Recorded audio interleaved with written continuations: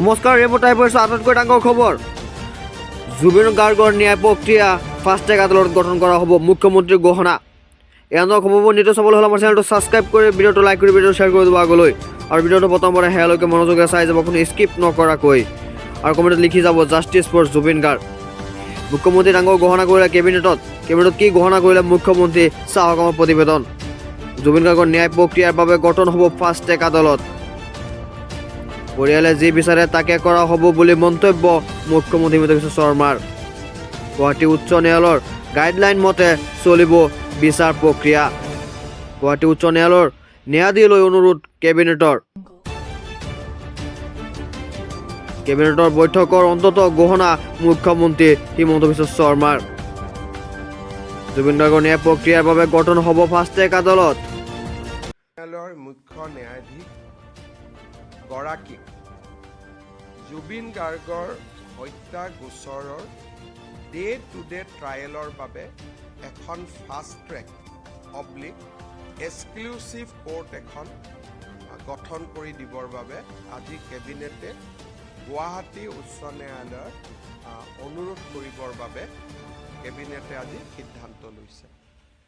Cabinet সিদ্ধান্ত আমি গুৱাহাটী উচ্চ ন্যায়ালয়ৰ মুখ্য ন্যায়াধীশক অৱগত কৰিম আৰু পৰৱৰ্তী কাৰ্যসূচী বা পৰৱৰ্তী ব্যৱস্থা গুৱাহাটী উচ্চ ন্যায়ালয়ৰ মুখ্য ন্যায়াধীশগৰাকীয়ে গ্ৰহণ কৰিব। এটা আমি ইয়াত নিশ্চিতভাৱে উল্লেখ কৰিম যে এই গোচৰ আৰম্ভ হোৱাৰ পিছত ইউজুৱেলি হত্যা গোচৰত কোনোবা এজন অভিযুক্ত হ'লেও আদালতে বিচাৰ চলি থাকিলে ৩-৪ মাহত অভিযুক্তসকলক জামিন দিয়ে।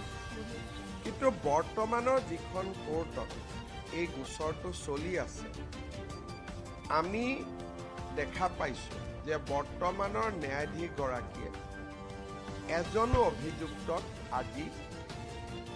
আজিলৈকে বেল দিয়া নাই। সেইকাৰণে চৰকাৰৰ ধাৰণা আছিলে যে বৰ্তমানৰ ন্যায়াধীশগৰাকীৰ হাততে গোচৰটো থাকিলে ন্যায়ৰ প্ৰক্ৰিয়া নিশ্চিতভাৱে সুৰক্ষিত হ'ল। কিন্তু আগতে আমি এটা কথা ঘোষণা কৰি থৈছিলোঁ যে এই গোটেই ঘটনাৰ ক্ষেত্ৰত পৰিয়ালে যি বিচাৰে আমি তাকেই কৰোঁ। যিহেতু পৰিয়ালে ৰাজহুৱাভাৱে ফাষ্ট ট্ৰেক বা এক্সক্লুচিভ কোৰ্টৰ কথা কৈছে, সেইকাৰণে আমাৰ মতামতক আমি দূৰত ৰাখি আমি এই ঘটনাটোক বা এই বিচাৰ প্ৰক্ৰিয়াক ফাষ্ট ট্ৰেক কোৰ্টত বা এক্সক্লুচিভ কোৰ্টত আমি দিবৰ বাবে সিদ্ধান্ত গ্ৰহণ কৰিছোঁ।